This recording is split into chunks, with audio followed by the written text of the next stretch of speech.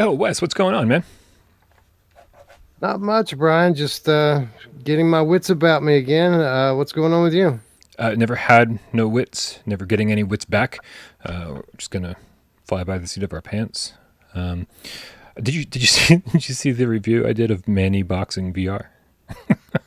I did. I was interesting. I was actually kind of surprised that you even took the time to review that. But I guess that's why you're the professional PSVR reviewer that you are. That you don't let any of these games fall through the cracks, or not many of them, It anyway. is. I've let a lot of games fall through the cracks this year. A lot of not so great games, and I just got fed up with reviewing crappy games. But it felt good to kind of get the rust off a little bit, and, uh, and just review something that it took me all of an hour to play. But I will say my favorite part of that review is kicking AJ's ass when he can't figure out the controls. Like I. I have about 20 minutes of footage all like that. I need to upload that shit somewhere so everybody can see. It's the funniest shit ever.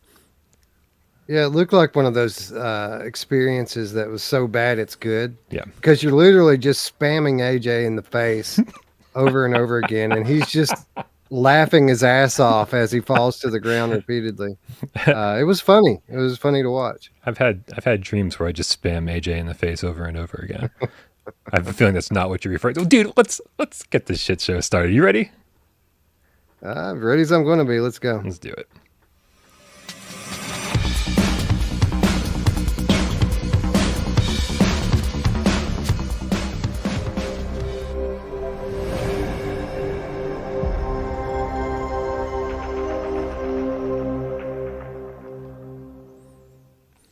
This is PSVR Gamescast Live. We film live every single Monday, West Day, and Two Wise Friday right here on YouTube. We do it live, 6 p.m. Eastern, for your viewing pleasure.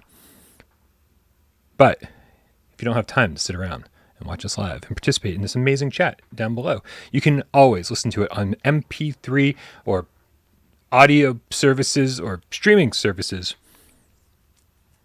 None of that sounds right. Of your choice. Don't forget, we're on Spotify. Thank you, Jamie, for getting this thing up for people to listen to worldwide. We love you so very much. And if you're listening, hopefully you're getting your oral pleasure. My name is Brian Paul from this channel right here, PSVR without Parole. And this gentleman over here to my right, back from the dead, it's Wes Dillon from Virtual Strangers. What's going on, my friend?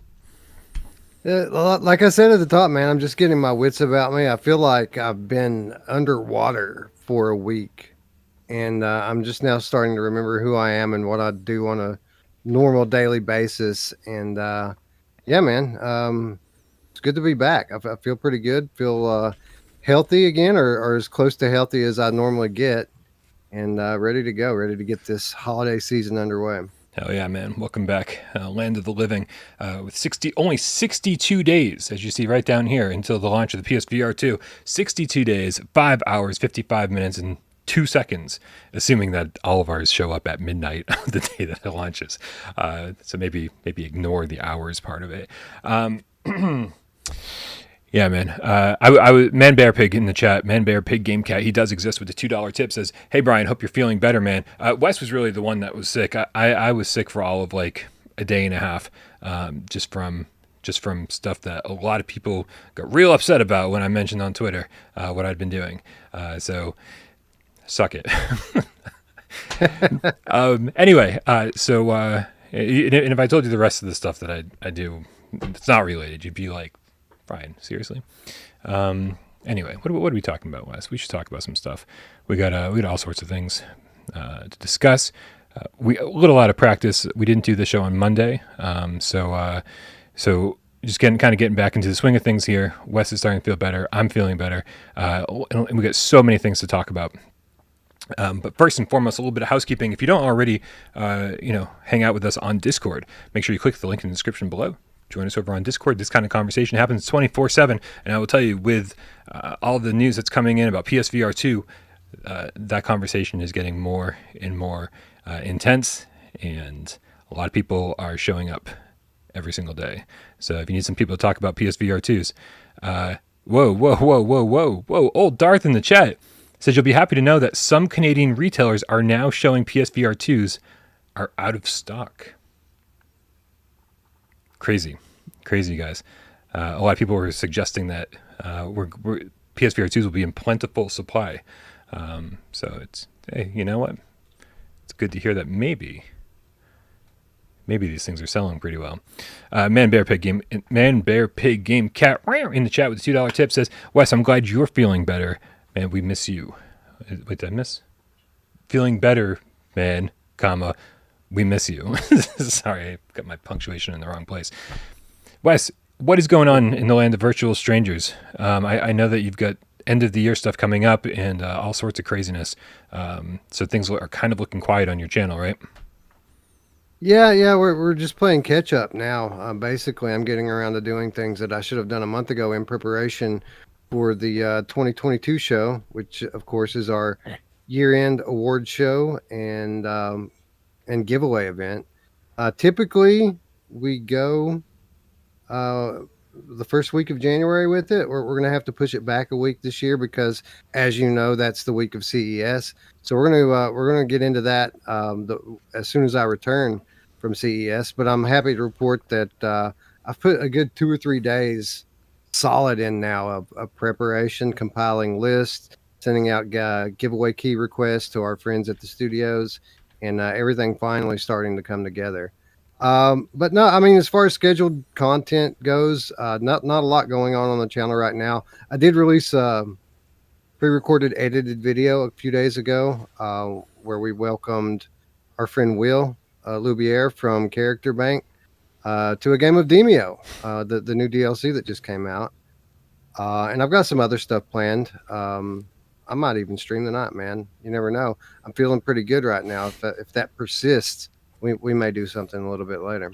So you got to play the new DLC then? Yeah. Actually, our friends at Resolution sent it over a couple of days before I got sick, and we've been planning this video with Will for a while, and I almost canceled on him. We recorded it last Wednesday after the GAMESCAST, and I almost canceled on him because, as you know, I wasn't feeling very well. But we've literally been trying to nail down this recording session with Will for about 6 months. So we just went ahead and went through with it, and I'm glad I did because I had a blast playing. It's awesome to hear. Very good. Very good. I mean, yeah, I can't. I've only played one of the missions in or one of the quests in Demeo. So there's still a lot of new stuff for me to experience when it comes to finally playing the PSVR2 version. Very excited. Yeah, AJ in the chat is saying the exact same thing. Demeo rules, saving the new stuff for PSVR2 though. Yeah, couldn't agree more. The new character is awesome. They just launched a new barbarian character, and typically when they launch a new character, I try it out and I'm like, give me back my regular character, which is the rogue. But this barbarian character they just launched is a badass dude. He can hop over walls and has like a massively devastating area attack.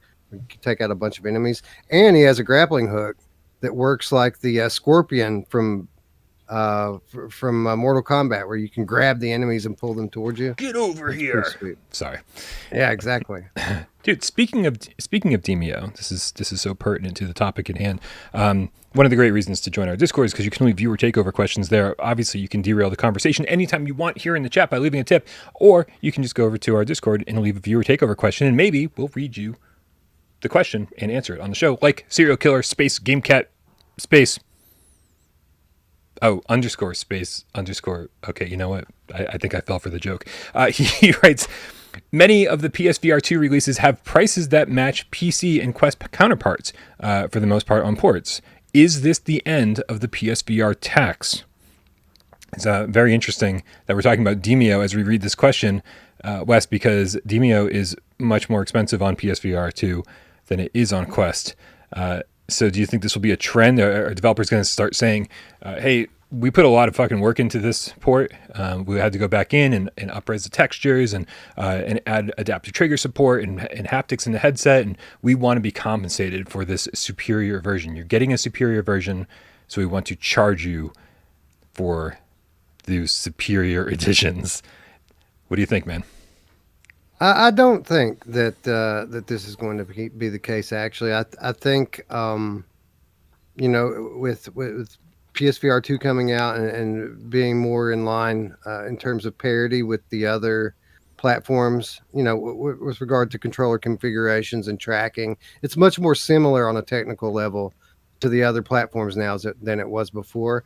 I think we're going to see some price parity. Now, with Demeo specifically, yes, it appears that Demeo is going to cost $10 more on the PlayStation network than it does everywhere else, but that's actually not the case.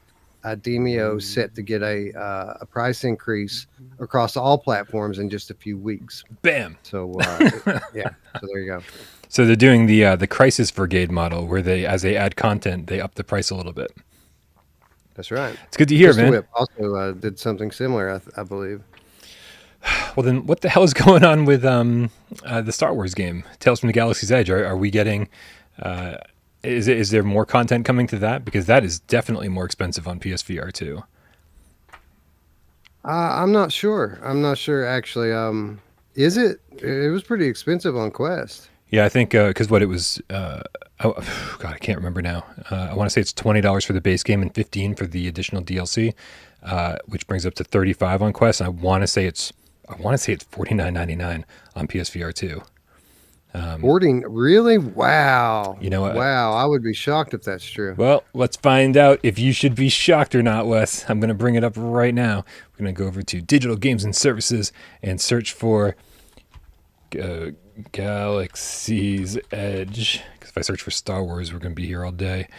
Yep, $49.99. Wow, that is incredible. I wouldn't expect there to be any more content. Because I would think if that were the case, they would announce something like that. I'm dumbfounded, man. I don't know why they would charge $50 for that, unless this is going to be the upgrade of all upgrades, and it's going to be so much more fantastic and stunning on the PSVR 2 that they feel like it's worth the extra money. I mean, that's a pretty hefty price increase, man. I'm kind of surprised. Sure is, man. Pretty hefty indeed. But I guess we'll find out.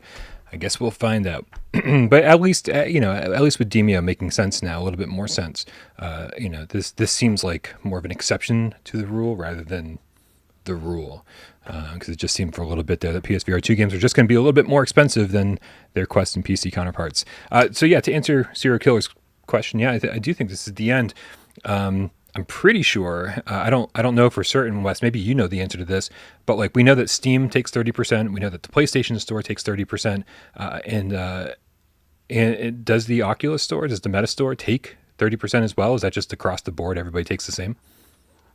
Yeah, that's correct. They all take their 30% cut. And again, surprising because this isn't the first time we've seen this.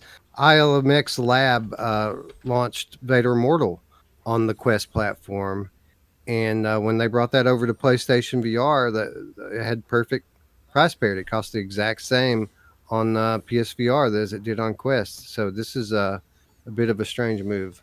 Or Seek in the chat says there's too many games to even consider Galaxy's Edge. I got a lot of mixed reviews, man, and I'm kind of with them. If I wasn't trying to review all the launch games, then I would probably skip it for a little while. Geisen says, just wait for a sale. And I'm sure there's going to be plenty of sales. I think there's going to be a lot of competition, man, at launch. A lot of different titles fighting for your money. Hard-earned dollars. They're probably looking to capitalize on the hype around the launch of the new platform. I got to imagine we'll see a price cut fairly soon after the hysteria dies down. Galaxy's Edge actually is on sale right now on the Quest, the Quest platform. You can get both their base game and the DLC for $23 it looks like right now altogether. So less than half of what they're charging on the PlayStation Network. Right on. Well, I guess we'll see what happens, man.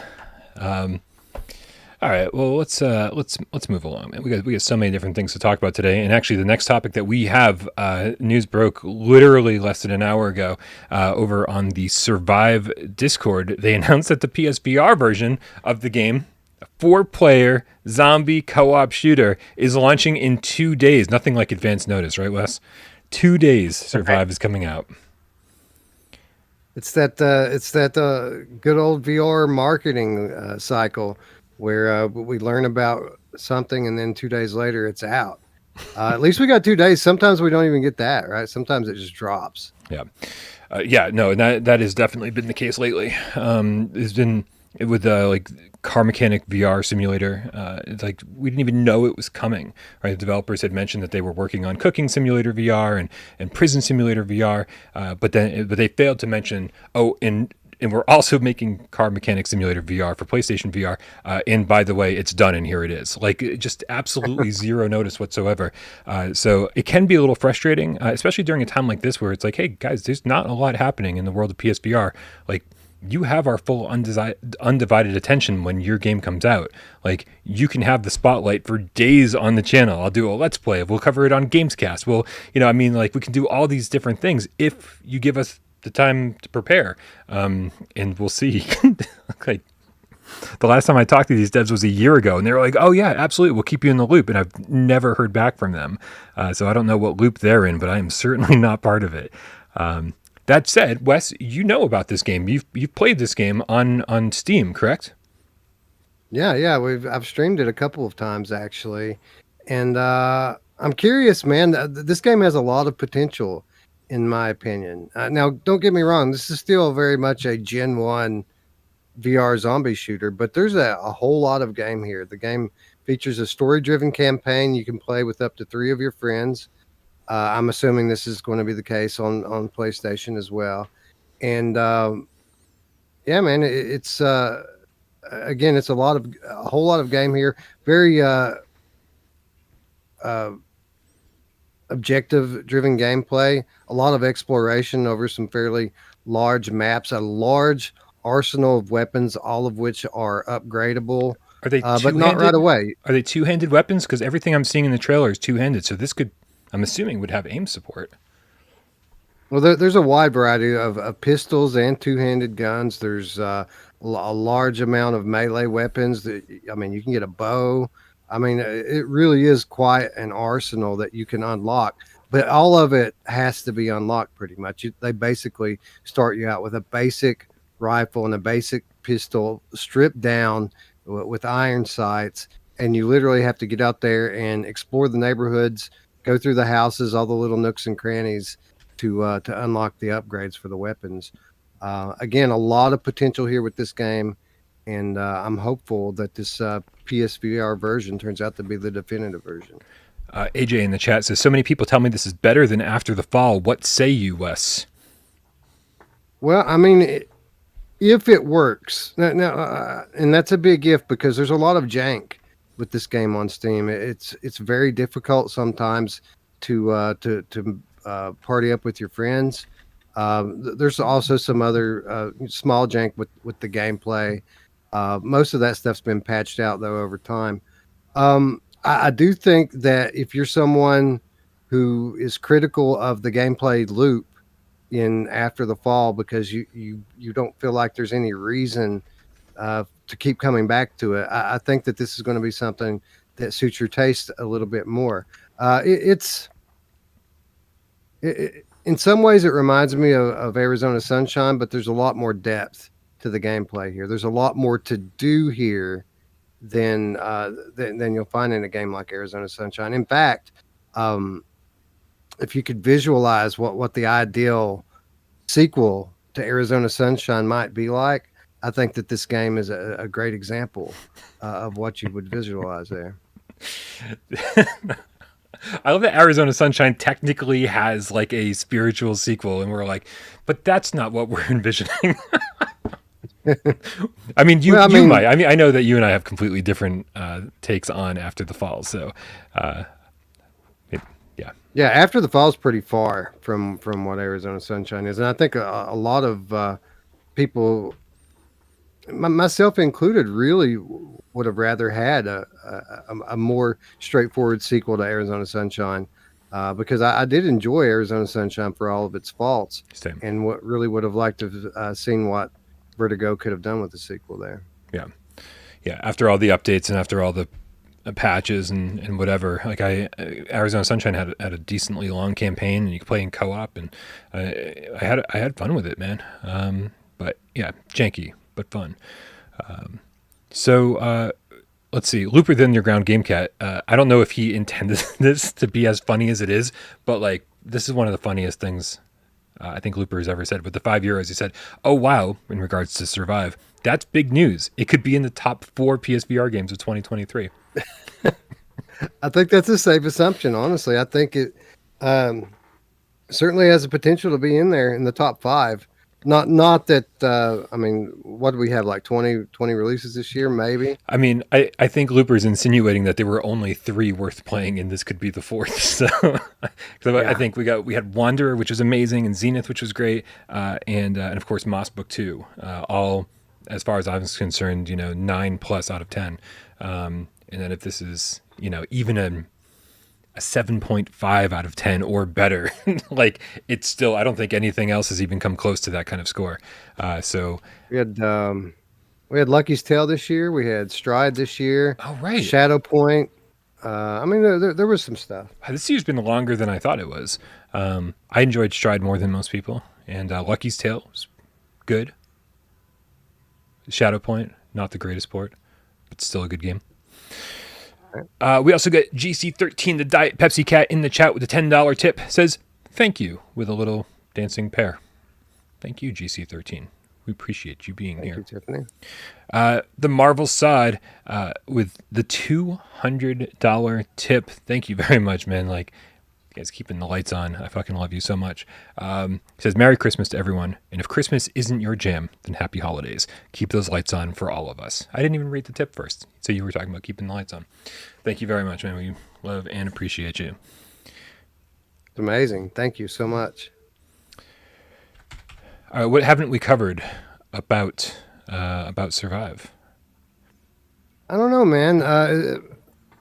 Do you think that, and really this is the question here, are they launching this game now because it's ready now, or are they launching it now because it's now or never, right? That this is literally the last possible moment to launch a game on PSVR. Yeah.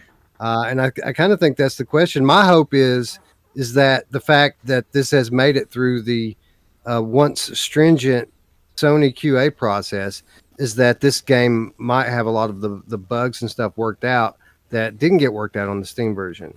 But I don't know. Sony might be asleep at the wheel in this late hour.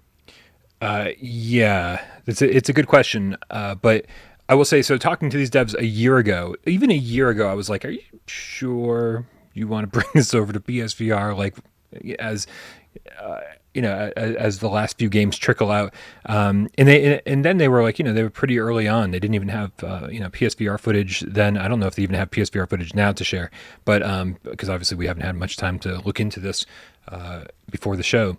But I mean, there's a couple things going on here, Wes, and I think the first thing is that I think developers are finding it much easier to say, hey, our game is out on PSVR 1 and expect a PSVR 2 version of it relatively soon, free upgrade, whatever, right? So if you want something to play over the holidays, buy our game now, and then you'll be able to play it on PSVR 2. Hopefully that they'll have an announcement like that, and we're going to talk more about those types of things later in the show.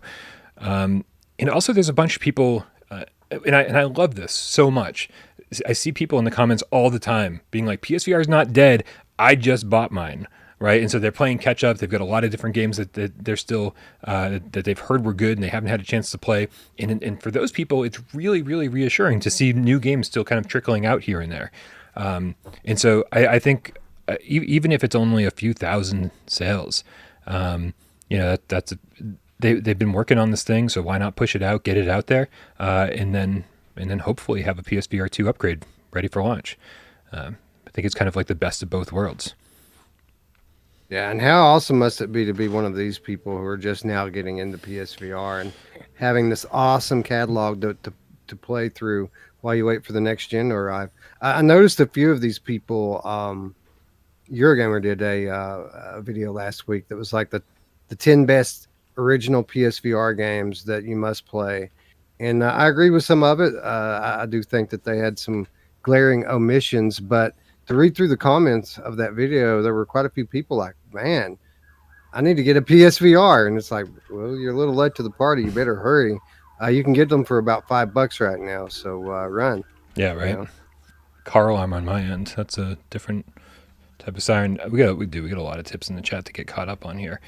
So let's start with Nihilist Ryan, the game feline with $5 tips. It's Fantavision. I'm already suspect of the rest of this tip. I'm not sure if I should even read it without reading it quietly to myself first. Fantavision is definitely in the top 4 PSVR games of 2023. Not even a question. Yeah, that was sus, and we all knew it. Thank you, Nihilist Ryan. Looper, the Underground Game Cat with the €5 says Republic was good, but this is better if they don't screw up the port. Republic was really good. That was a nice little surprise. Good one. Good call. I had zero desire to play Republic.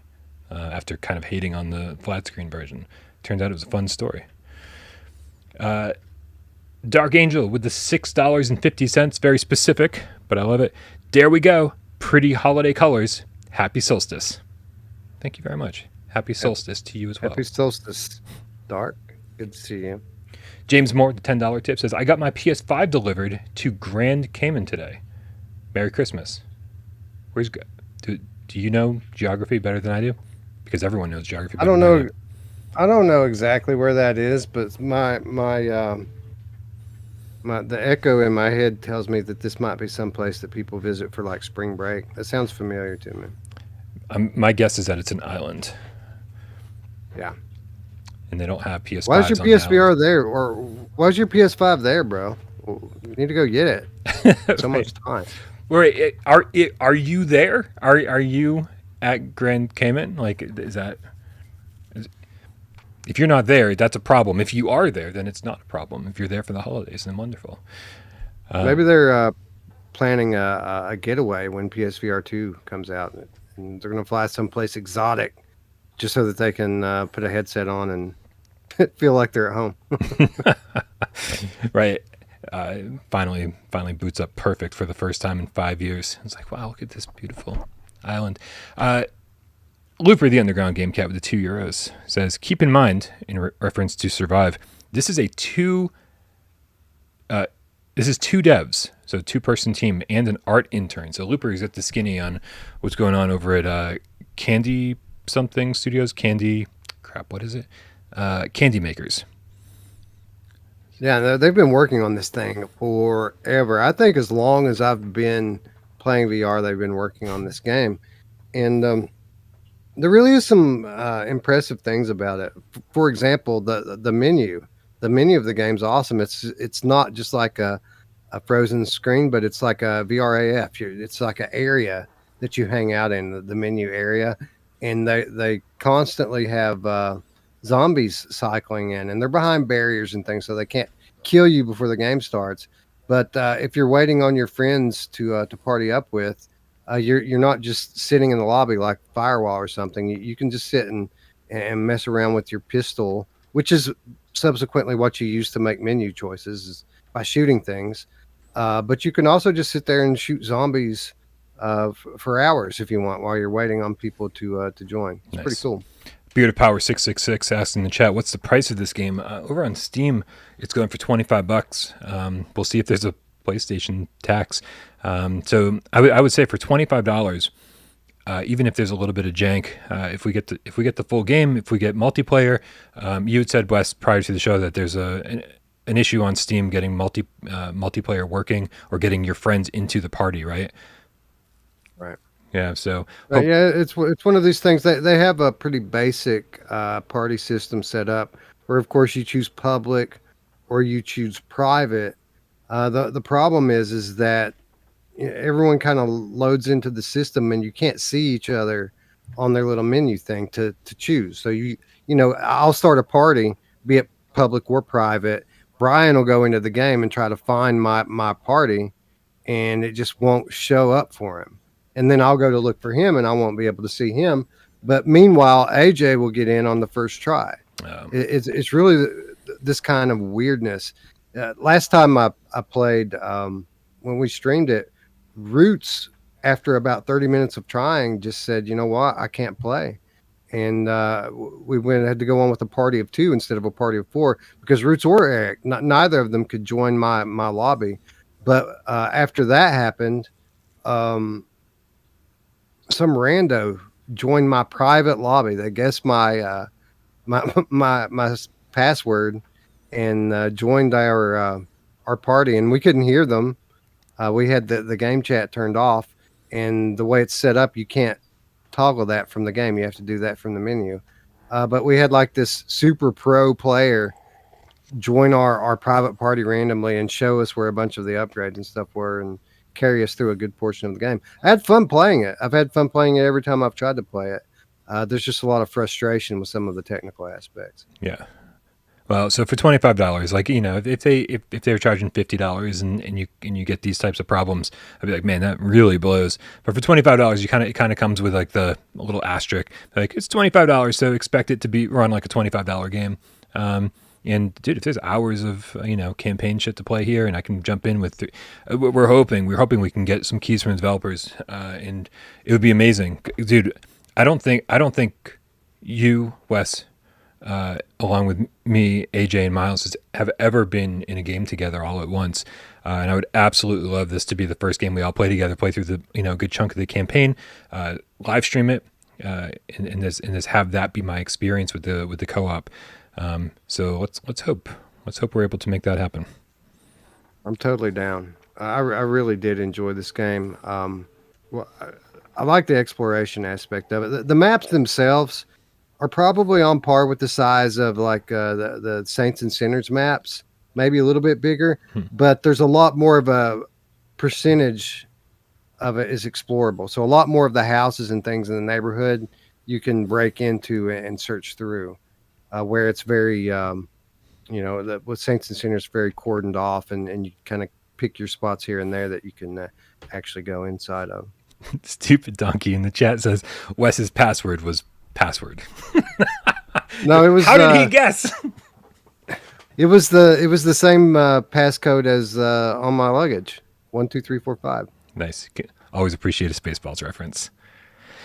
Darth Vader the Game Cat with the $10 tip says, my dream PSVR2 titles would be either a Far Cry built from the ground up for PSVR2 or Dead Island 2 having a machete in hand with sense controllers or wielding a two-handed weapon bashing in zombie brains. Yeah, man, we were all like, why wouldn't Dead Island 2? Why, for the love of God, wouldn't they have a PSVR2 mode, like a zombie game where you're not like doing any crazy... you're not jumping out of airplanes or doing somersaults in midair or anything like that. Why wouldn't a zombie game have PSVR2 support? This would be the perfect hybrid game. And then the game got delayed by like a month and a half or something. And it was like, I was like, oh, they're not concerned about PSVR2 because they can't even get their game done on time. So I feel your pain, Vader. Dead Island 2. Here's how Dead Island 2 works for me. I've been waiting about a quarter of my life to play the sequel to Dead Island 1. And when it finally got announced, it was coming out like a week or two before PlayStation VR 2, and I was like, perfect. This is my last chance to play a flat screen game for the next 3 years, and my last flat screen game is going to be Dead Island 2. And then they announced it was going to be a month later. I was like, I guess I'm not playing Dead Island 2 ever. So. You'll remember it. You'll remember it in like September or something, like, oh yeah. I won't remember it. I bought the collector's edition on PlayStation 5 and it's just going to sit on my shelf staring at me until I finally get a chance to play it. So yeah, it's just going to look nice on the shelf, Wes. It's going to be in a cellophane. I'm the collector that everybody hates to or loves to hate, right? The guy that doesn't even play this shit that he buys. It just sits on a bookshelf somewhere. I seem to remember you saying that you were going to get away from this this fixation on physical items, but I don't believe you, Brian. And I mean, with stories like that, why should you? I will say though, stay tuned because one of our next news stories will certainly sway your opinion on that. But we have a few more tips to take care of because the game cats out there are amazing. And thank you so much for all the generosity today and every day. Awesome Tatum with the $5 tip sends an emoji. According to my notepad that I copied and pasted it into, it says it's a Shiba dog writing with a brush, writing number 1 on a piece of paper. Number 1. Thank you so much, Tatum. You're number one. Shapeshifter, the amorphous game cat, with the here we go, Wes. €6.66. It's not cents in, it's euros in what? It's not pesos. What the fuck is it? Dollars and cents, euros and euros. If it were British pounds, I think it would be pence.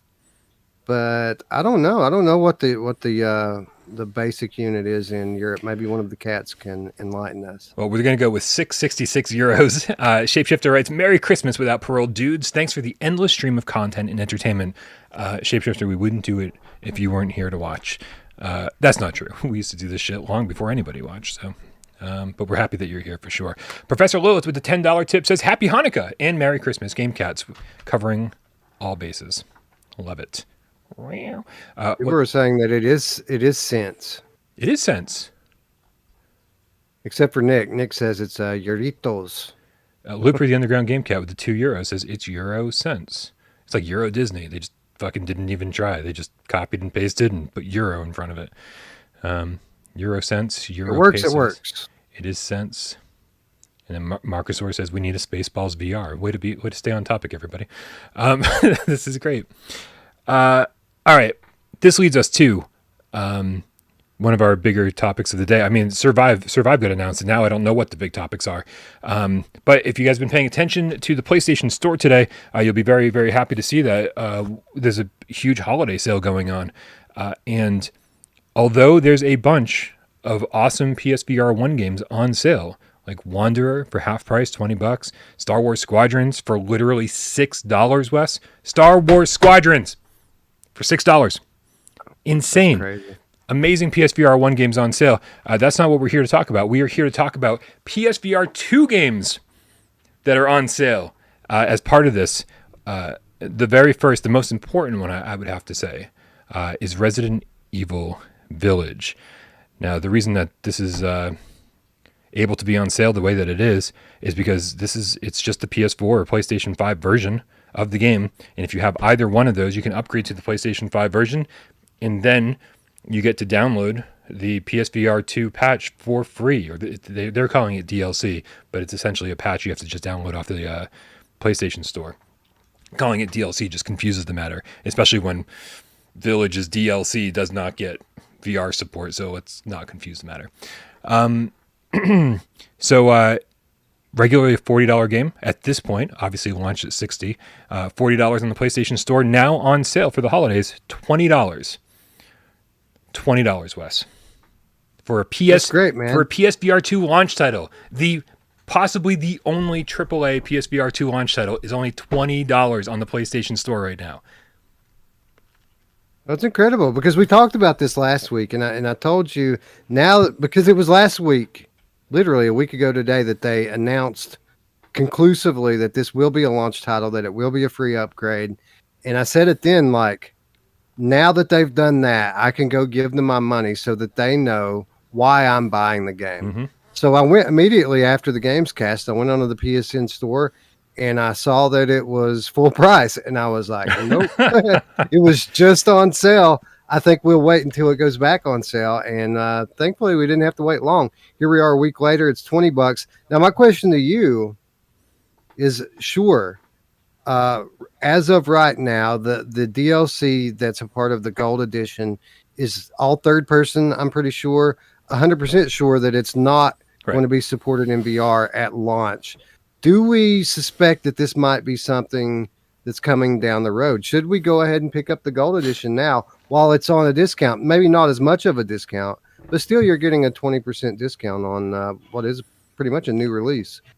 Listen, man, I held off on buying Resident Evil Village until I knew that it was getting PSVR 2 support, until I knew that it was going to be a free upgrade for people who had bought the flat screen version.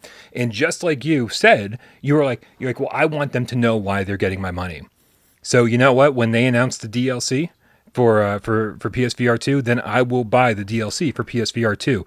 At that point, I will purchase it. Until they announce that, I'm going to be very, very happy getting a $20 game. One of potentially my most anticipated PSVR 2 game for $20. And as somebody who would have previously loved to have this up on their shelf, I'm going to be very, very happy to have it digitally. You know why, Wes?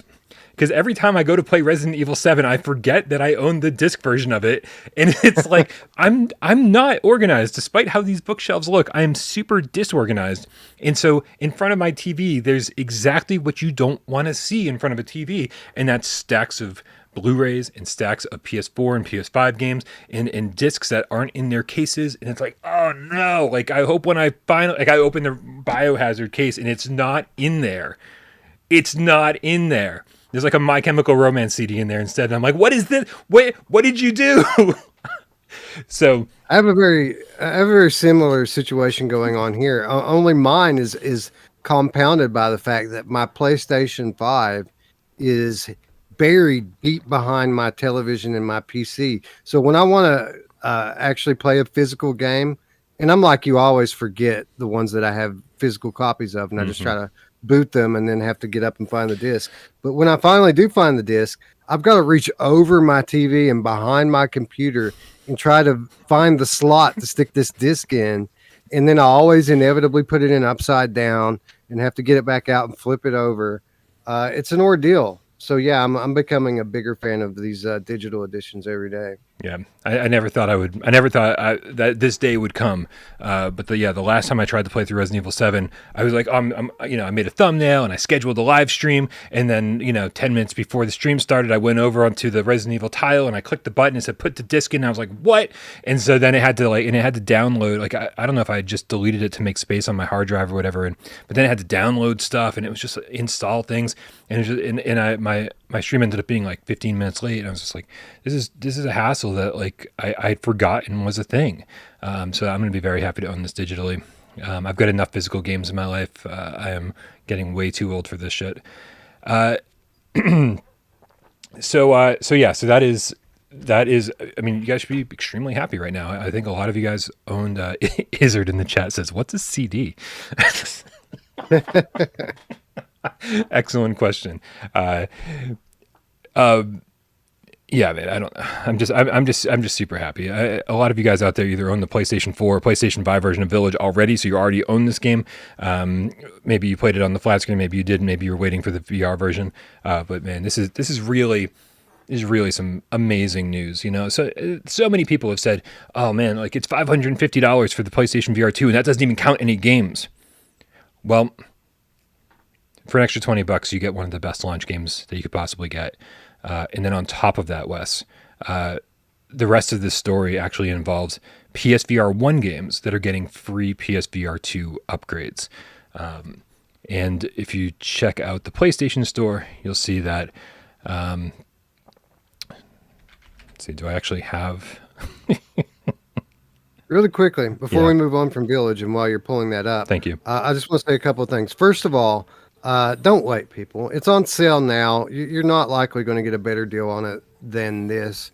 And they did just announce the free VR upgrade. So vote with your dollars. Let them know now why you're buying the game, and go lay the $20 down. That way you can go ahead and install this, and hopefully it'll just update by itself on the night of the 21st. That way when we get our packages in the mail, hopefully on the 22nd, we can just put them on and jump right into this awesome game, which I can tell you definitively is going to be badass in VR. Nice.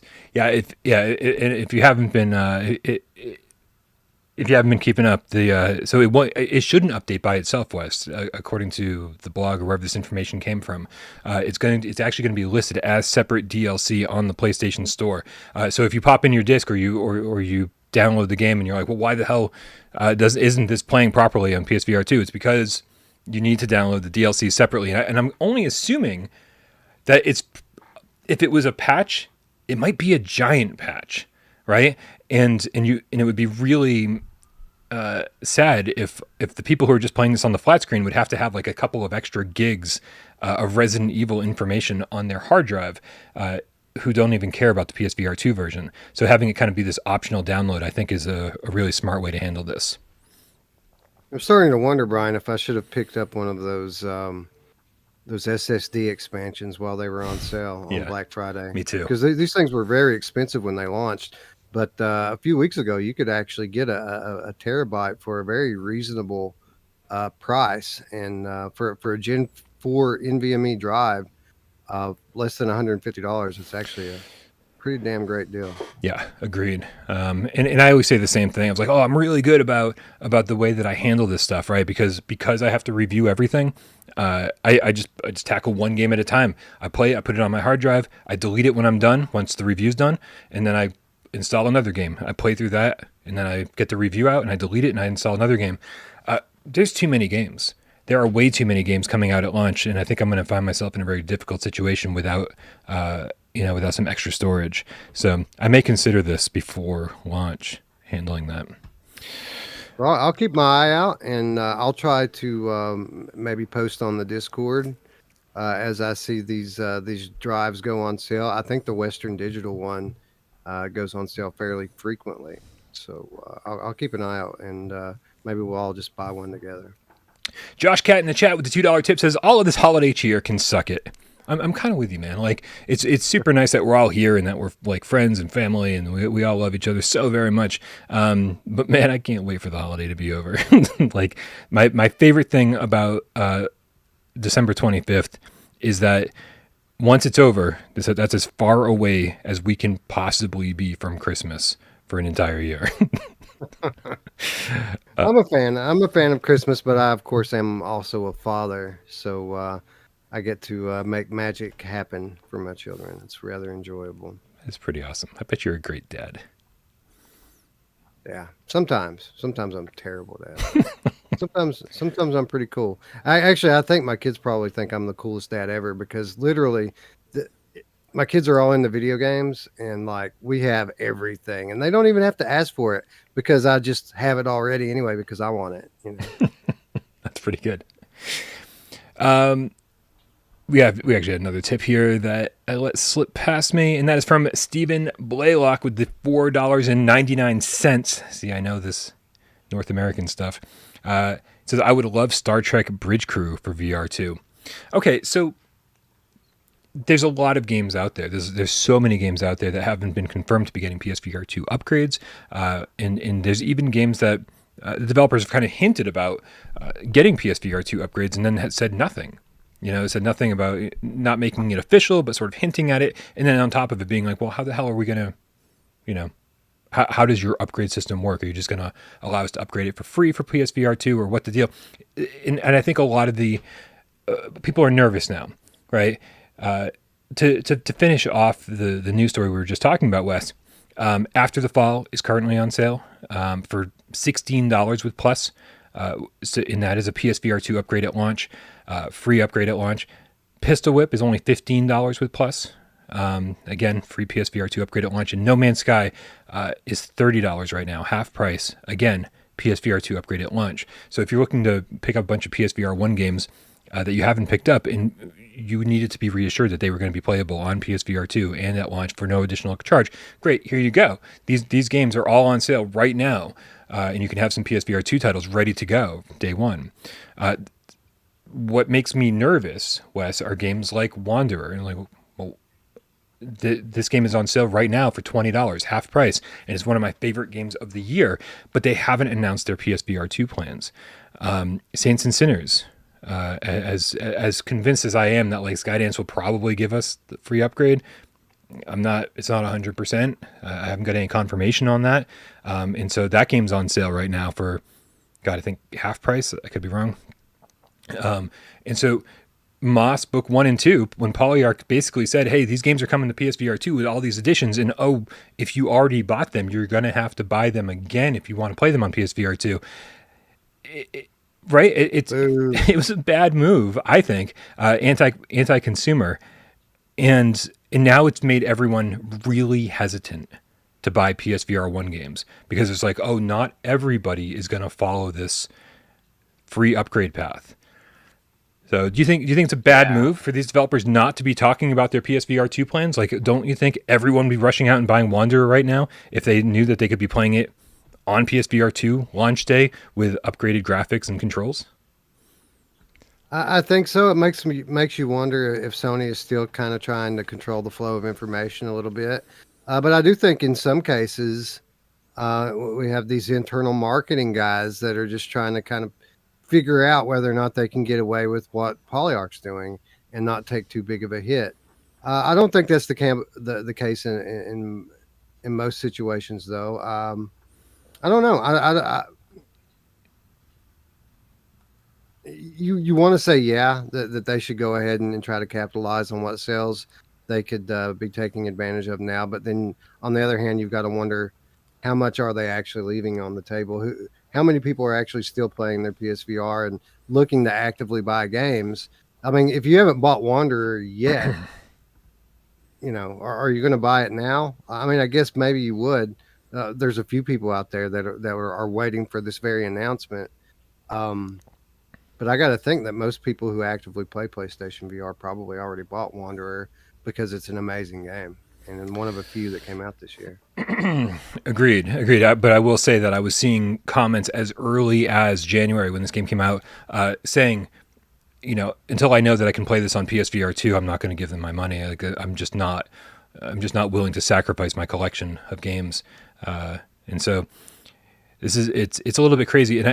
But there's also a part of me where I think that like Puzzling Places is already on sale. And I think those developers have been very much being like, wink, wink, wink, PSVR2, wink, but we can't say anything, wink. It's like, okay, dude, you're fucking winking way too much. We know it's coming, but what's the plan? And I think that it's almost like these developers knew, which they obviously did, like developers know when their games are going on sale. They know the sale's coming up. They know that their game is going to be half price. And so this isn't actually the time to announce that it's coming to PSVR 2, right? If you want to get the most of your most money for each sale of the game, well then you wait until the sale's over, and then you say, hey, it's coming to PSVR 2, and then those people have to pay full price. Also, I don't know what's going on with the chat. Like, why are we seeing so little of it on the screen? So hopefully that'll fix itself at some point. Sorry, guys.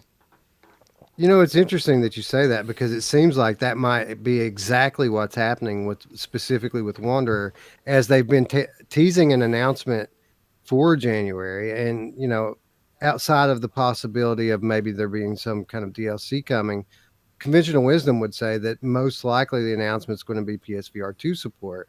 And it's funny because it's on sale right now, and I got to imagine that if everything plays out the way we think that it probably will, it'll go off of sale, and then they're going to announce the support. Right.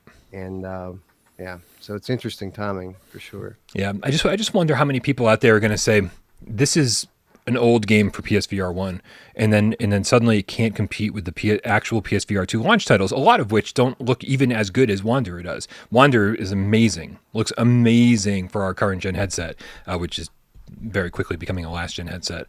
And so I just get the feeling that it would be so much more beneficial to them to get ahead of all these launch games, because it's just going to be this barrage of games. It's going to be too much for people to handle. It's going to be PSVR 1 upgrades on PSVR 2. It's going to be actual PSVR 2 launch games. It's going to be Quest ports, PC VR ports. It's going to be first party stuff. It's going to be things like Village, which is amazing third party stuff. And I think if they have the option to try to sell their game now at a discount, well then that might be the better option, because I think once PSVR 2 is out and this flood of games comes out, then you're just lost. You're just absolutely lost in the shuffle, and your game's going to get looked at as a last gen game, no matter how next gen it was for last gen. And so I'm a little bit nervous for these guys, because they made an amazing game that probably didn't get enough love, just because of when it came out in the PSVR lifespan. Agreed. Hopefully, these studios will be clever enough to at least integrate one or two of the PSVR 2's unique features, so that they could say that it's an enhanced edition. At least they can package it as something new to kind of break that stigma and that thought that, okay, this is a last gen game. Yeah. We got Retro Demo Scene with 10 quid in the chat. Says, first experience with VR was the kitchen demo. Oh, that's nice. Scared me to death. Got Resident Evil 7 Gold ages ago, and I've yet to man up. Village this cheap. It's time to man up in 4K. Underwear as a Christmas gift will be welcome. Man, I do. That reminds me. I haven't played the DLC from 7 yet. I only picked it up about 6 months ago. Yeah, I still haven't played any of that RE7 DLC. Wow. That's crazy, man. Like 21 is amazing. I think that nightmare mode is it no, is it nightmare? Yeah, this the survival mini game. I feel like that survival mini game is better than most of the PSVR library. Like that alone. I still haven't done everything you can do in that game. The longer you play, the more things you unlock, the more times you go through it. You build up. The better you do, it just unlocks more and more upgrades and different things that you can purchase. Man, I have a blast with that. Absolute blast with that. If that game was released, or that mini game, that piece of DLC was released on its own, as just like this side Resident Evil game, it would be in the top 25 PSVR list every single time, because it's that good. They could have sold it for like, I don't know, $15 on its own, maybe $20, and I'd just be like, man, I fucking love this game. So, Do you remember if it supported VR at launch, or is it something that got added in after some period of time? I think the problem is that I'm pretty sure when the DLC came out, because since Resident Evil 7 launched simultaneously on PS4 and PlayStation VR, we had to wait a while for the DLC. And so when the DLC dropped, I'm pretty sure it was VR compatible at launch. And there's still like one piece of DLC that isn't VR compatible, which makes no sense whatsoever. But most of it is. And I'm pretty sure was since day one. But really good stuff. Really good stuff. I wonder if we're going to get a demo for Village, like a VR demo, the same way we got VR demos on the for 7 with the kitchen demo. Be pretty cool. I will say, getting back to retro demo scenes tip, I think he said he's got to man up, right? Because he's never played RE7. That Resident Evil 7 is said to be much scarier than Village, and so maybe you play Village to kind of, gain some courage, because it's the less scary of the two, and then you go back to 7 eventually, and hopefully by then we get an upgrade, a PSVR2 upgrade for 7, because man, that game is just so good, and I've played through it like 6 times, and I will play through it a 7th time if we get PSVR2 support for it. It's so good. In fairness, what is as scary as Resident Evil 7 in VR? Nothing that I've experienced even comes close. There are plenty of scares in what I've played of Resident Evil Village, especially the first chapter. Before you even get to the castle, there are some terrifying moments. But yeah, it's a pretty tall order to live up to the Baker estate and what goes down in those hallways. Yeah, Baker Estate will. Oh man, Jack is just terrifying, super terrifying. The realism is just off the chart in that game. It feels so real when you're in there, and even when you played it like 10 times and you know everything that's going to happen, it still never fails to get me. It gets me out of my chair every time. I love to hear that. All right, man, where are we at here? I gotta take a look at the run of show.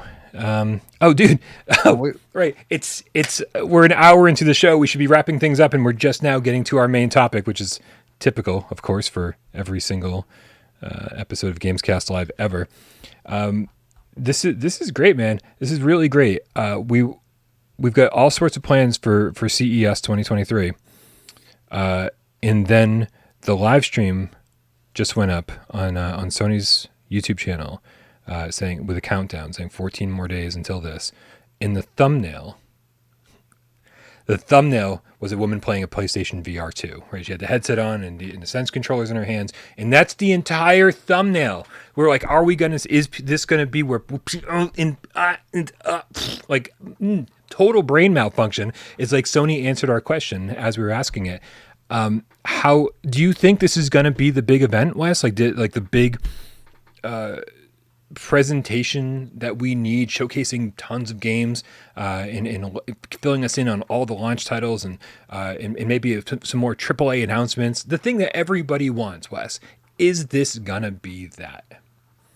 Well, I hope so. I hope that we get that. because it's still kind of questionable whether we'll ever get that. I've been kind of I was kind of trying to keep my expectations in check because, as you know, I am going to be on the ground in Vegas for this event, and I didn't want to get my hopes up and then just have them come out and talk about televisions or GPS navigation or cameras or a bunch of crap that I don't care about. Always keeping in the back of my mind the fact that it was at this event last year that PlayStation VR2 was announced by Jim Ryan on the stage. Right. We got the I've always official just logo. We got the official name. We got the yeah. very first footage of Horizon Call of the Mountain ever, even though it was just like a 4-second little clip. Like, so yeah. So this, knowing that this was the most they'd ever done in video format or with a live presentation, that gives me hope. And it's the last big stage. It's the last big stage before the thing launches. Like if they're going to do it on a live stage, it will be here. And again, I've been kind of trying to hold my expectations in check. I was hoping that the best case scenario would be that we would get some information on the stage during the presser, and then the next day on the show floor they would be doing demos, and then maybe they would do a blog post to coincide with it, giving us some more information about launch titles and stuff that's going to be happening throughout the year. But now, seeing that the thumbnail for the event is a PSVR2 thumbnail, now it's pretty much impossible for me to keep my expectations in check. I fully expect there to be something significant happen on this stage during this event, and I couldn't be more excited, to be honest. Yeah, I'm trying to bring that up just so people can see it. Excuse me. But yeah, this is. I am super excited, and I don't know. Have we actually talked about it publicly, Wes? Like what the plans are? Have we actually told people that you're going to CES firsthand? Like you just said that you'd be there, but like this is really big. Have you been to a gaming event for virtual strangers prior to this? I've never been to any trade show, period. I haven't so much as visited PAX. Like I've never been to any kind of trade show, and it's great that this is going to be the first one because this event is something that I've been following for much longer than VR has even been a thing. Like I always used to keep up with the announcements from CES because literally it's a magic show. There's going to be technology at this event that's not going to hit the market for 5 to 10 years. There's going to be things on display being demoed at this event that we'll never see market. It'll just fizzle out. People are bringing their gadgets here to try to sway investors and win over developers. So literally, I mean, if I had to pick one, VR aside, this would have been the one that I picked. So it's great that this is going to be my first show. The fact that I'm going this year and that it's very likely that that I'm going to be able to demo and experience PSVR2 firsthand. I mean, it's literally a dream come true. And yeah, man, I couldn't be happier and more excited and more grateful that I'm actually going to be able to experience this in person. Yeah, we were actually surprised last year. I remember we were talking about should we stream it? You know, what are we going to do? How are we going to cover it? Should we even bother covering it? CES traditionally hadn't been about games or you know, really any of this kind of stuff. It was going to be more about the overarching Sony products, and you know. And it really was still. There was a lot of stuff being like, oh, we're going to put our shit in cars. And we're like, we don't fucking care, right? But then the PlayStation VR2 stuff popped up, and we all just fucking lost our collective minds. We're like, this is fucking crazy. And so it's potentially CES is just like where they've agreed to be doing this kind of stuff. And I think it would be fair to say, hey, listen, like they pride themselves on like the realism of, say, Gran Turismo 7, right? Being like, oh, it's photorealistic, and look at all these real cars that are in it, and blah, blah, the whole thing. And then to be able to demonstrate at CES the power of their new headset when paired with PS5 and say, look at this, there's no loss in fidelity from the flat screen version, and then when you put it on your headset, that to me screams a CES moment, right? Where they're able to do that and kind of get away with it without it being like a games showcase. Like look at the power, look at the tech behind this, using foveated rendering, using whatever else. I was just Well, they made headlines last year. I remember it like it was yesterday because Eric was at the event. My Virtual Strangers co-host was at the press conference, and he didn't know what to expect. But I was chatting with him, and he was just like, "Holy crap! Jim Ryan just walked out on the stage. Maybe he's going to talk about VR. Oh crap! He is going to talk about VR." And I don't know if you remember the media storm that followed that, but just the fact that Jim Ryan was there in this now post-COVID era on stage selling a VR product. I mean, it literally for probably 2 weeks dominated all of the headlines in the tech media, not just the gaming media, but the larger tech media. And that's the kind of event that we're talking about here. And it is a huge opportunity if they're going to support VR this generation.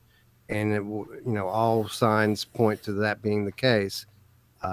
It's very likely that they're going to try to make a splash here again this year. Yeah, but they need to reassure people because a lot of people still are very much in doubt. People look at the titles that have been announced so far, especially from Sony, right? Sony sure has said Horizon Call of the Mountain and Resident Evil Village, but they've also said Tentacular and Cosmonious High and Tales from the Galaxy's Edge and like just a slew of games that we've seen other places, games that don't look terribly graphically impressive, games that don't scream AAA, right? So there's a need out there for Sony to reassure people who have bought the headset already, like pre-ordered, and people who are sitting on the fence going, you need to convince me that this is not another PSVR1 situation, that you really are all in, that we're not going to see games like Blood and Truth, which to its credit was great, but we want to see full-fledged games, right? We want to see games that we love on the flat screen adapted for VR.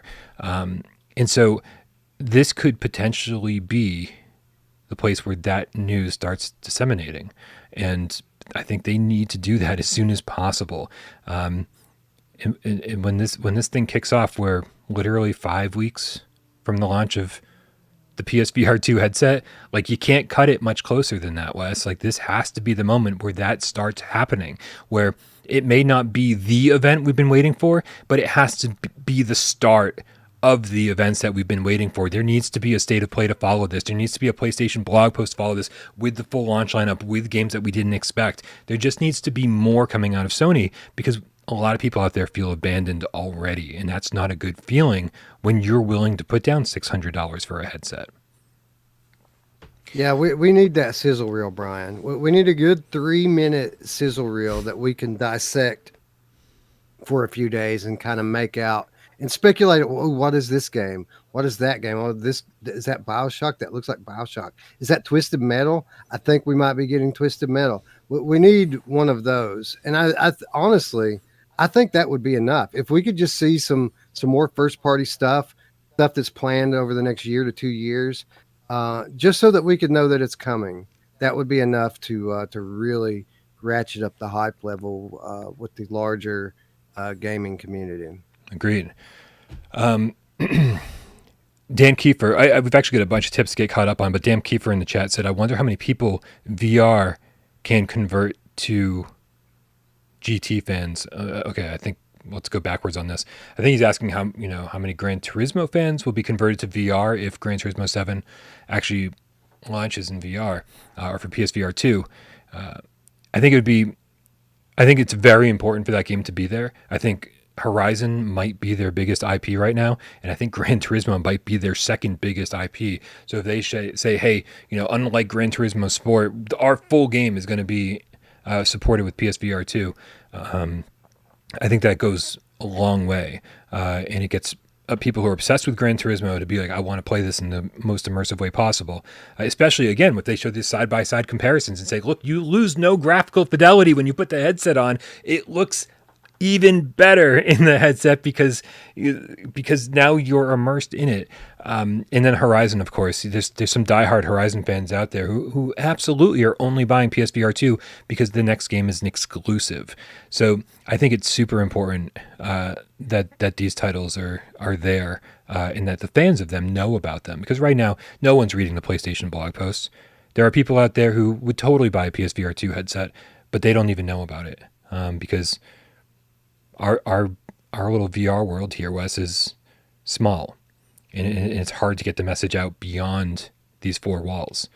And Sony needs to be the one to actually finally do that. Yeah, well, that's the only thing we're missing, man. It's the first party stuff, the first party exclusives. I mean, when you look at what's been announced, we have a more than solid launch lineup. We have a great launch lineup. The only questions that remain is, what are we getting from you, Sony? Because you're the one still holding all the cards. I mean, we know about Horizon, but that's it. And people are expecting a lot more. So yeah, hopefully we'll get some answers in just 2 weeks' time when we're on the ground in Vegas. Oh, I'm so excited. I'm so excited for you to be there, dude. And oh my goodness. We've got a lot of shit going on here behind the scenes, and I'm so excited that you're going to be there for not just Virtual Strangers, but also for Without Parole. And I can't wait to do a live stream with you, Wes, after the event's over from your hotel room, where you can be like, I went hands on, or this is what was shown. And like, that's a big step forward for Without Parole, because I've gone to events like PAX East, which is just more of a fan show, where it's like you get to play some demos of upcoming games, but it's not a place where reveals happen, really. It's where you can interact with developers, interact with publishers a little bit more on a face-to-face, in a face-to-face venue. So I've never been to something big like an E3 or a CES or something. So this I think moves Without Parole and Virtual Strangers forward quite a bit, and I'm excited for you to be there for us, because there's no way in hell I would go. Oh, you'll be there next year. You'll be there next year. I've got some stuff coming up, man, and I think that if depending on what I'm able to film and what I'm able to talk about, January is going to be very exciting on Without Parole, between you and what I've got Miles doing and what I've got me doing, and so far I don't have any plans for AJ, but man, we'll get him to go somewhere soon. So it's going to be an exciting month for sure. All right. Pietrek F with the 12 plantains says, Polish Paul said Gran Turismo 7 VR announcement at CES. Well, if Polish Paul said it, then we can pretty much guarantee it's not happening. Confirmed. Pietrek F also with the 12 plantains says, just wait for House Benevenuto. I don't speak Spanish very well. Where's the Spanish restaurant? See, that's what I thought it was, but that's not how it's spelled. He says, just wait for that house in Resident Evil 8 VR.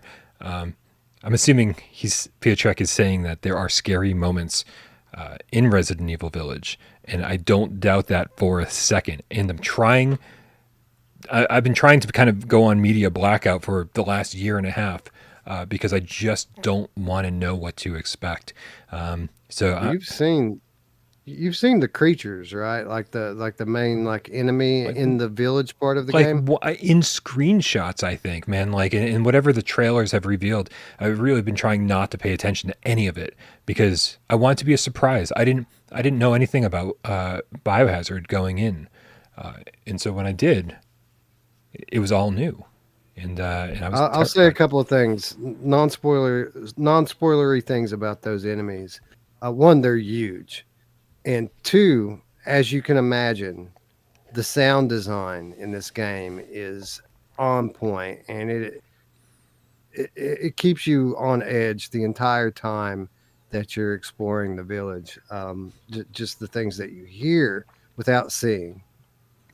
I'm really excited, man. Like, that wasn't like a big thing to say, more sirens on my end, but I feel like reminding me what an important role audio has to play in VR. That's all I needed to hear. Just one more thing to be. Sorry. And now we have the Tempest engine to drive it too. Right. Dedicated hardware just for audio. Yeah, I mean, I was super impressed with the audio on PSVR1. Just like whenever anything used, spatial sound, it was great. It was like, wow, it's like, because playing on flat screen is fine, and I know that a lot of people were very, very invested in their sound setup. The sirens are getting really loud. People were invested in their sound setup and would play flat screen games with headphones, and that's awesome for you. But that wasn't how I played flat screen games. Like, I'm like, oh, it's 6 feet away from me. I've just used the TV speakers. That's fine. And I think even when I started playing PSVR, I was like, oh, I'll just use the TV speakers. It's fine. And then very quickly was like, oh my God, headphones are fucking amazing in VR. So, yeah. Killa Sam says Tempest sirens on Brian's end. They're everywhere, man. Spatially. Perfect. They're just right over here. More tips. Stephen Blaylock with the $2 tip says, do you guys think there will be a VR Worlds 2? I don't. Now, not from London studio. I don't think there will be. They seem to be very busy on their next big IP that I guess it's kind of an MMO style thing that they're working on there. The Magic, that spell casting game or whatever it is they're working on. So I wouldn't expect it from London studio. They seem to be moved on from VR. But there are other studios that I believe Sony does have, they have dedicated to VR studios like Firesprite. We could see something from the likes of them, although I'm already hearing that, they're working on Twisted Metal. They're working on a horror game. That we know that they're working on a survival horror game because they were advertising for it like 6 months ago, hiring for it. Right. So, I mean, they already have their plates full, but I'm sure they're not the only studio in Sony's stable that's focusing on VR right now. And we could see kind of a demo compilation, I feel like, from one of the studios for sure. Nick the Game Cat House says, they working on the Getaway VR? Dude, I was so sad when the Getaway sort of died out, right? That 2 PlayStation 2 games. And then there were even like screenshots of a PS3 game, PS3 Getaway game. And the fact that kind of died out. Sony had its own Grand Theft Auto game. Like, it wasn't as good, but like it was getting there, kind of. And they just kind of bailed on it, which is a little upsetting. Because like, what if Microsoft suddenly bought Take-Two, right? Then we'd be in this exact same situation as we are with Call of Duty. It's like Sony needs to start getting their shit together and being like, listen, this stable of third-party studios are not going to be third-party forever. We can't count on them to kind of carry your business. And so I would absolutely love if Sony brought back the Getaway as their own Grand Theft Auto game in VR, of course. So upset. I was so upset when Microsoft picked up Ninja Theory because the Hellblade: Senua's Sacrifice is amazing in VR, and if you've looked at all at what that sequel looks like, I mean, it's going to be one of the games of the year. And the idea that I'm not going to be able to play that in VR infuriates me. So hopefully Xbox VR becomes a thing, or at least they support it on PC or something, so that we can play it. Yeah, that would be great. Yeah, I don't know if there'll be a VR Worlds 2. I think getting people to go into a Shark Cage and Ocean's Descent in VR Worlds 1 was, I mean, London Heist was the highlight for me, but I think for a lot of people, being able to put their mom or their friends or whatever that don't know anything about VR or video games into a Shark Cage, that was the highlight for them. And I think that's what the river ride in Horizon Call of the Mountain is going to really be. It's like going to be this 2-for-1 where you get this awesome experience to put your friends into, and then there's also the full game as well. Maybe they'll update the original Worlds for PSVR too. Add a few bells and whistles in there. Give us some 4K updated graphics and make it into a fresh experience for everyone. Isn't it crazy, Wes, that there's all these developers out there who are like the Puzzling Places people being like, oh yeah, we'll have news soon, wink, and then the Wanderer developers being like, we'll have news soon, wink, and then Sony hasn't said a word, right? They haven't said anything about Blood and Truth or Astrobot or Everybody's Golf VR, any of the first party things. You think it's a little suspect, right? You think there's got to be a whole segment Sony's got kind of dedicated to these studios that they've worked closely with, along with their first party studios, where they'll finally talk about the PSVR2 upgrades for all of these games, VR Worlds included. It just doesn't make any sense that we're hearing it from Pistol Whip, we're hearing it from Vertigo Games, we're hearing from. It's very strange. Their silence is fucking deafening, and it's all going to be building up to one big grand climax, Wes. I hope so. But again, this was the case before PSVR2. This has been the PS5 era. This has been their approach. And at first, they were blaming it on the state of the world, but we're getting past that now. So is this just the new norm, or are we going to get back to normal at some point? That's the question. I hope so, man. I hope so. I think it was, if I was Sony, and God knows that I'm not, because shit would have been done differently. It would have been really hard to do a Sony showcase, a PlayStation showcase, and be like, and here are all the amazing games coming out next year. And then half of the comments in the live chat would be, we still can't get a PlayStation 5. What's the point? No PS5, right? It's like, well, who are you even advertising this to, right? It's like every single PlayStation 5 that you're making is getting sold. And there's still so many people out there who can't get one. And so, like, kind of wait for shit to kind of settle down a little bit and then go hard again.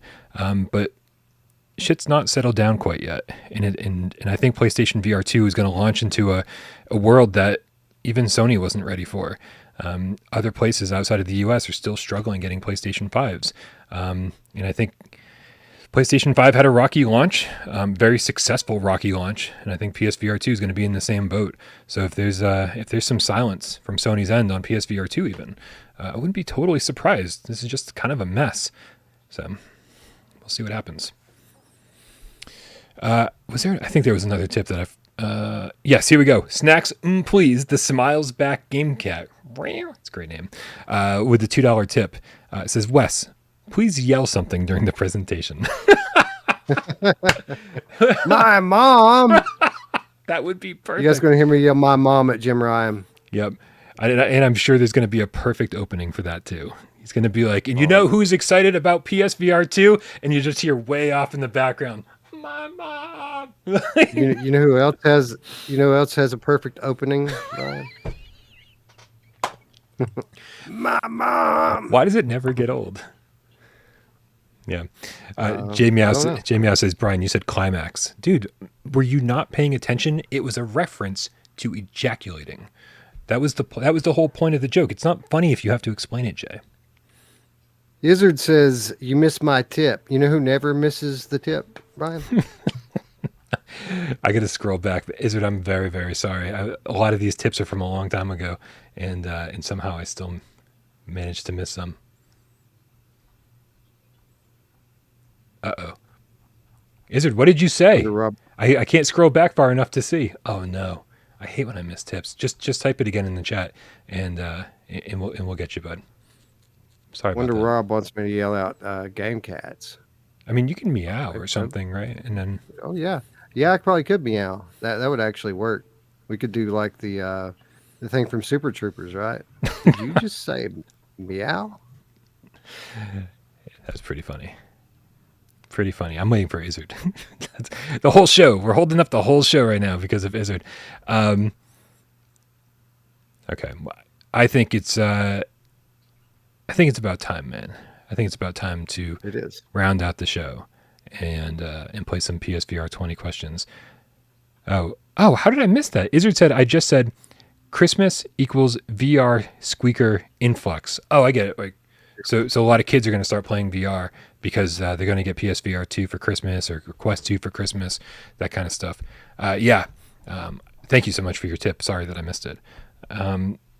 Yeah, I'm so happy for private lobbies. I do feel like every time I kind of just accidentally walk into Rec Room without changing my settings, I'm just like an automatic headache sets in, and it's crazy. So I'm very, very happy for private lobbies. And as you guys know, I've been playing a lot of Fortnite recently. And Fortnite got sued for online bullying and all this different shit that kids were experiencing when playing Fortnite. And I was like, I've been playing Fortnite since I think the beginning of the very, very end of September. And and never once have I heard anybody talk that wasn't in my party. And so I think whatever system they've got going on in Fortnite is working perfectly. So hopefully that'll continue with VR2. So you don't have emotional scarring from being teabagged mercilessly? That's what you're saying. My only goal in life is to scar other people with my teabagging. No, I've never understood that, man. I've never understood the mentality of doing that to other people or people doing it to you. When I kill people, I'm very humble about it, right? Because I know that my turn's coming very quickly. I'm not good enough at video games, Wes, to be teabagging anybody. That's me. Like when I kill somebody in one of these games, it's just like I'm surprised. Like, wow, I actually killed somebody. That's awesome. Ian Stanbridge says Miles is looking forward to PSVR2 mainly so he can traumatize kids in VR chat in HD now. Miles does get a strange amount of enjoyment out of that, and I fucking love it. All right, man, are you ready for some PSVR 20 questions? Oh God, I need to be ready for PSVR 20 questions because it's your turn to host this thing. Guys, I need all the help I can get because my brain shuts down literally 5 minutes into every GAMESCAST. So let me know in the chat. Give me some good questions to ask Wes, and give me good game suggestions as the answers roll in. Let me bring a 6-minute timer up, and guys, we only have 20 yes or no questions, so let's do this thing. You got a game picked out, I'm assuming, right? What's that? Yeah, throwing you a softball this week. Ooh, I like softballs.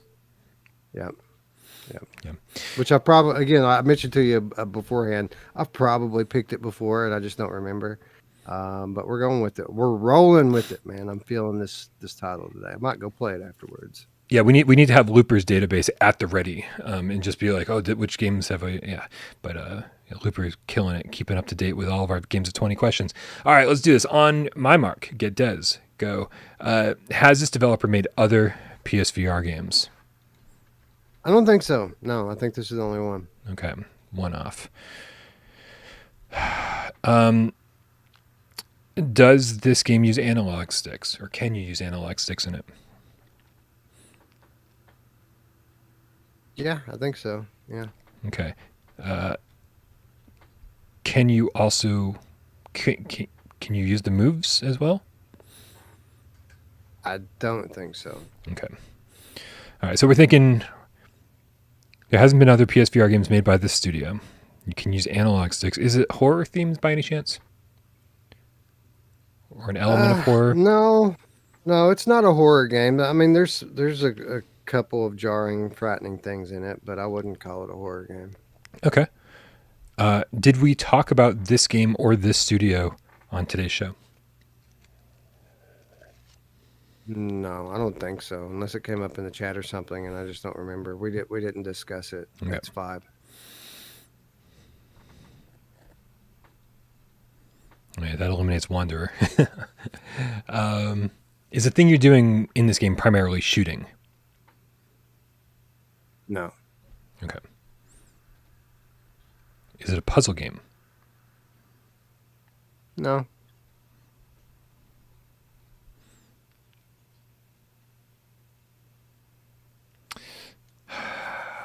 Tatum, I've never actually used these questions before for mine because my brain doesn't work like this, but I'm going to ask anyway because it may help you guys. Tatum asked, is it a recent release that came out in the last 2 years? No. No. Okay. Did it come out in the first year of PSVR? Yes. Ooh, was it a launch title? Yes. All right, guys. That's 10. We're halfway there. Whoa! It's a launch title that uses analog sticks, but not moves. Might be the only... Oh, God, launch title. It's not a puzzle game, so that eliminates a couple, because that's like Wayward Sky and Super Hypercube. I think Headmaster would be considered a puzzle game, plus they've developed other... they were Frame. They put out something else, Dead Secret. Can't be... No. Ooh, Thumper's a good one, AJ. Is there any rhythm elements involved in this game? Yes.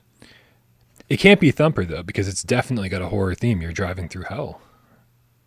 Hell with monster demons. Is that hell? It is I hell. don't think that's hell. I don't know, but it's Space. It's outer space. You're on a track, bro. You're like outer space roller coaster thing. Have you not taken the track through hell? You've never been? I haven't.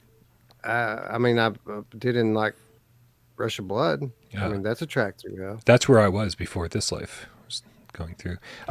Do you play as a giant or a chrome beetle in this game? You do play as a chrome beetle in this game. I'm going to go out on a limb here and ask, is it Thumper? No, yeah, of course it's Thumper. Yes, it is Thumper. Thumper's awesome. Right. I mean, it was either that or Starship Disco, and like I don't know if Starship Disco was a launch title. I don't think it was. I think it was a couple months afterwards. Nice, thank you guys in the chat for all your help. I don't know who said it first. It might have been AJ who said it first. I think it was. So even when AJ's not here, he's AJing the fuck out of this game. Just throwing wrenches into everything, including your ability to stump me. Holy crap, you guys. Thank you, everybody, for hanging out today. This is a fun show. I like hanging out and talking about stuff, especially PSVR stuff, especially with Wes. We had exciting things to talk about today. It was nice to kind of to get back in the seat here and get back to something familiar. Again, I feel like I've been underwater for a week, and I've just been reborn, and I'm trying to get my bearings, but it's slowly coming back to me now. And lots to be excited about over the next few weeks, and obviously the next couple of months. Yeah. So, thank you, everyone who showed up and hung out with us today. Yeah, absolutely. Thank you to, like I said, Jay Meow, who gets this thing up onto podcast services of your choice, including Spotify. If that's where you listen to your stuff, that's where you can listen to our stuff. And it's doing pretty well. Jay Meow keeps me up to date with all the stats. People are actually listening to this thing, which is awesome. So shout out to all of our audio listeners. Hopefully they're getting oral pleasure out of this. Also, shout out to Sci-Fi Game Cat Henry, who puts all the timestamps into the video version of this thing. Remember, I don't know if you guys saw the comment from Sci-Fi earlier, but he is busy tonight, so timestamps may be late. My apologies to the few of you who need them. Thank you to all of our moderators who are keeping my life so much better each and every day. Don't know why they do this for me, but it's amazing. Thank you to everybody who hung out in the chat. Thank you to everybody who tipped. Some really generous tips lately. Really appreciate you guys. You're awesome. Thanks for keeping the lights on around here.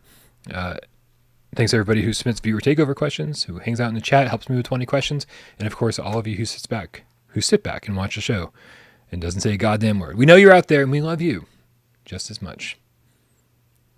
Ready to get out of here, Wes? Let's go. Let's do it. Bye.